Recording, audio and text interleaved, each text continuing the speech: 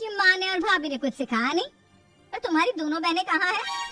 अब रेशमा मार्केट गई है और मनीषा सो रही है। क्या? सुबह के 8 बज रहे हैं और ये महारानी अभी भी सो रही है? ये कहते हुए सविता अपनी सास दुर्गा देवी के पास जाती है। माँ जी, देख रही हो अपनी बेटियों के तौर तरीके? क्या हुआ बहू, सुबह सुबह क्या कर दिया मेरी बेटियों ने? अरे एक तो अभी अभी उठकर किचन में गई है, दूसरी सुबह सुबह बाहर चली गई और तीसरी अभी तक सो रही है। क्या करूं मैं इन तीनों का, मैं तो परेशान हो गई हूँ। जा जाकर उठा उसे और रेशमा से मैं बात करती हूँ। सविता सीधा मनीषा के कमरे में जाती है और उससे कहती है, महारानी जल्दी उठो, सूरज सर पर आ गया है। भाभी थोड़ी देर और सोने दो ना, मैं रात को लेट सोई थी, वो क्या है ना यूनिट टेस्ट चल रहे हैं। शराफत से उठती है या नहीं, या फिर पानी की भरी बाल्टी डालूं तेरे ऊपर? नहीं भाभी, मुझे बिस्तर में नहीं नहाना, उठती हूँ मैं। मनीषा जल्दी से उठकर बाथरूम में चली जाती है। सभी आराम से बैठकर नाश्ता कर रहे होते कि तभी रेशमा बाजार से हाथ में सामान लिए आ जाती है। रेशमा को देखते ही सविता उस पर बरस पड़ती है। लो आ गई महारानी, ऐसा भी क्या सामान लाना था जो सुबह आंख मलते ही बाजार की तरफ रवाना हो गई? भाभी, कल आप ही तो चीख रही थी कि घर का सारा सामान मुझे ही लाना पड़ता है, घर में किसी को भी किसी काम से कोई लेना देना नहीं है। अब मैं बाजार जाकर सामान ले आई तो आपको इस बात से भी तकलीफ हो रही है? देख रही हो माँ जी, अपनी बेटी की जुबान कैसे से भी तेज चलती है। और मयंक, आप तो कुछ कहेंगे नहीं अपनी लाडली बहन को? रेशमा, अपनी भाभी से ऐसे बात नहीं करते, चलो माफी मांगो। भैया मैं क्यों माफी मांगू? आप भाभी से बोलिए ना कि हम पर कम हुक्म चलाया करें। हम इस घर की बेटियां हैं और आपकी पत्नी की ननद है, नौकरानी नहीं। लो कर लो बात, इनकी भलाई के लिए कुछ भी बोलो तो इन्हें बुरा लग जाता है। इस घर में यही इज्जत है मेरी।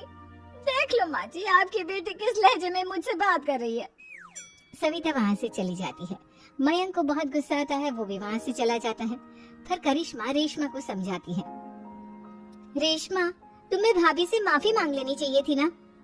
लेकिन दीदी मैंने कुछ किया ही नहीं, तो मैं माफी क्यों मांगू? हाँ करिश्मा दीदी, रेशमा दीदी जैसे ही घर में आई भाभी ही उन पर चिल्ला रही थी। हाँ मैं मानती हूँ कि गलती भाभी की थी, मैं तो इसलिए बोल रही हूँ कि भाभी ने माँ को तो पूरी तरह अपने वश में कर लिया है, वो हमारी बात सुनती ही नहीं। मयंक भैया हमारे लिए हमेशा खड़े रहते हैं, इसलिए उनकी बात का मान तो तुम्हें रखना चाहिए था ना। कोई फायदा नहीं दीदी, कुछ दिनों की बात और है, भाभी उन्हें भी हमारे खिलाफ भड़का देंगी, फिर वो भी माँ की तरह हमारी किसी बात का विश्वास नहीं करेंगे। इसी तरह सविता अपनी तीनों ननदों को किसी न किसी बात पर परेशान करती रहती थी। एक दिन मयंक अपनी तीनों बहनों के लिए गिफ्ट लाया। करिश्मा, ये तुम्हारे लिए हार का सेट, रेशमा तुम्हारे लिए सुंदर सी ड्रेस, और मनीषा तुम्हें किताबें पसंद है ना, तुम्हारे लिए किताबें लाया हूँ। थैंक यू भैया, थैंक यू भैया, थैंक यू भैया। करिश्मा, तुम्हारा नेकलेस कितना सुंदर है, ये भैया कहाँ से ले आए होंगे? मैंने भैया को 3 दिन पहले फोन पर ये डिजाइन दिखाया था और आज भैया ये ले आए।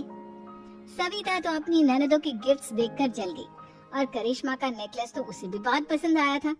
अपनी बहनों के लिए कितना अच्छा नेकलेस लेकर आए हैं, मुझे कभी कोई गिफ्ट नहीं दिया, मैं आज ही ये हार चुरा लूंगी। रात में सविता करिश्मा का हार चुरा लेती है और इसी तरह उसे अपनी ननदों की जो भी चीज अच्छी लगती वो उसे मांगती नहीं, बल्कि रात के अंधेरे में चुरा लेती। इसी तरह दिन बीतते गए और सविता ने मयंक के दिल में भी उसकी बहनों के लिए नफरत पैदा कर दी। एक दिन मयंक ने करिश्मा और रेशमा के लिए रिश्ता देखा और ये बात उसने घर में सबको बताई। माँ, करिश्मा और रेशमा के लिए बहुत अच्छा रिश्ता आया है, वो लोग कल इन्हें देखने आ रहे हैं, आप और सविता मिलकर सारी तैयारी कर लेना। ये सुनकर करिश्मा और रेशमा खुश हो जाती है, लेकिन सविता सोचती है अगर इन दोनों बहनों की शादी हो गई तो घर और बाहर का काम कौन करेगा? मनीषा तो 1 नंबर की कामचोर है, उससे तो किसी बात की उम्मीद लगाना ही बेकार है। मुझे इस शादी को रोकना होगा। अगले दिन सभी लड़के वालों के स्वागत की तैयारी करने में लगे होते हैं। तभी मयंक अपनी बहनों से आकर कहता है, तैयार हो गई तुम दोनों? देखो दोनों लड़के बहुत अच्छे हैं, मैं कोई कसर नहीं छोड़ना चाहता, इसलिए तुम उनके सामने अच्छे से बिहेव करना और अपनी भाभी से लड़ने मत लग जाना। करिश्मा, तुम वो नेकलेस पहन लो ना जो मैं तुम्हारे लिए लाया था। भैया मैं बहुत देर से वो नेकलेस ढूंढ रही हूँ, लेकिन मुझे मिल ही नहीं रहा। क्या तुमने नेकलेस खो दिया? तुम्हें पता भी है वो कितना महंगा था? तुम कोई काम ढंग से नहीं कर सकती। मयंक गुस्से में वहाँ से चला जाता है। थोड़ी देर बाद लड़के वाले भी आ जाते हैं। वो दोनों बहनों को पसंद कर लेते हैं और रिश्ता पक्का हो जाता है। लेकिन सविता के दिमाग में तो कुछ और ही खिचड़ी पक रही थी। वो पंडित जी के पास करिश्मा की कुंडली लेकर जाती है और उन्हें पैसे देकर करिश्मा की कुंडली बदलवा देती है। जब लड़के वालों के पास करिश्मा की कुंडली जाती है तो वो दुर्गा को फोन करते हैं। बहन जी, हमने करिश्मा की कुंडली अपने पंडित जी को दिखाई थी। आपकी बेटी की कुंडली नहीं बल्कि दोषों का पिटारा है। देखिए, मैं और मेरे पति इन सब बातों में बहुत विश्वास करते हैं, इसलिए हम आपकी बेटी से अपने बेटे की शादी नहीं करा सकते। इस तरह करिश्मा का रिश्ता टूट जाता है और सभी घर वालों को बहुत दुख होता है। अब कविता सोचती है, चलो करिश्मा का तो रिश्ता टूट गया, अब रेशमा का भी रिश्ता तोड़ना है। क्या करूं? अब सविता आवाज बदलकर किसी अननोन नंबर से रेशमा के होने वाले ससुराल में फोन करती है। हेलो, मैं कौन हूँ कौन नहीं ये आपके लिए जानना जरूरी नहीं। बस इतना सुन लो कि रेशमा का 2 साल से किसी के साथ अफेयर चल रहा है। बस रेशमा का रिश्ता तोड़वाने के लिए सविता का इतना कहना काफी था। अब रेशमा का भी रिश्ता टूट गया।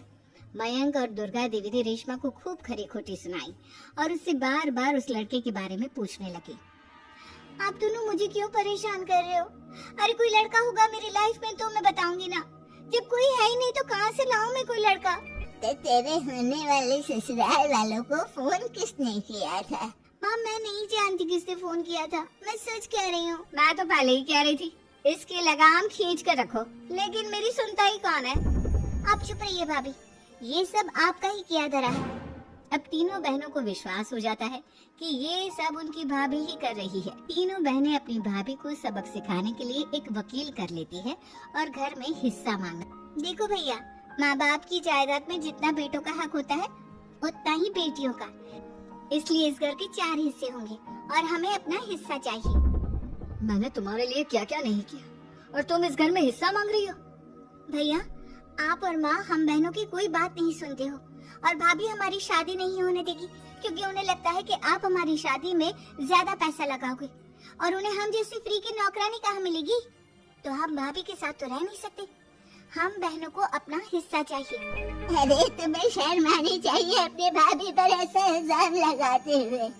वो तुम्हारे बारे में कितना सोचती है। हाँ माँ, भाभी हमारे बारे में बहुत सोचती है। दिन रात बस यही सोचती रहती है कि किस तरह से अपनी तीनों ननदों को परेशान करूं और कभी मुझे पढ़ने भी नहीं देती। दोनों बहनों का रिश्ता भी तो इन्होंने ही तोड़वाया है और रात में हमारे कमरे में आकर हमारी चीजें भी चुराती हैं। इसी तरह सविता की तीनों ननदें अपनी बात पर अड़ी रही। अब कोर्ट में तारीख भी शुरू हो गई। जब सविता को लगा कि उसकी तीनों ननद इतनी आसानी से नहीं मानने वाली, तो उसने अपने पति और सास को सारी सच्चाई बता दी और अपनी तीनों ननद से माफी मांगी। मयंक और दुर्गा को भी अपनी गलती का एहसास हो गया। अब सविता खुद करिश्मा और रेशमा के लिए